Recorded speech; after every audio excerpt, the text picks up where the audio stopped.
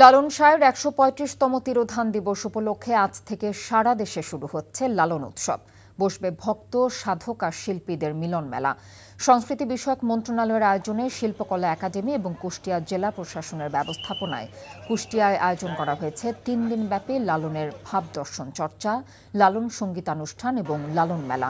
বিকেলে কুমারখালী উপজেলার সেউরিয়ায় লালন ধামে উদ্বোধনী অনুষ্ঠানের প্রধান অতিথি থাকবেন সংস্কৃতি বিষয়ক মন্ত্রণালয়ের উপদেষ্টা মোস্তফা সারওয়ার ফারুকী। উৎসব প্রাঙ্গণে গাইবে সারা দেশ থেকে আসা বাউল ফকিরেরা। কুষ্টিয়ার পাশাপাশি কাল রাজধানীর সোহরাওয়ার্দী উদ্যানে আয়োজন করা হয়েছে লালন উৎসব এবং মেলা। আশা পূর্ণ হলো না আমার মনের বাসনা। বান্ডেল থাকলে প্রতি সেনমানিতে টাকা বাঁচবে। বিকাশ সেনমানি বান্ডেল কিনে জিতুন প্রতি লেনদেনে।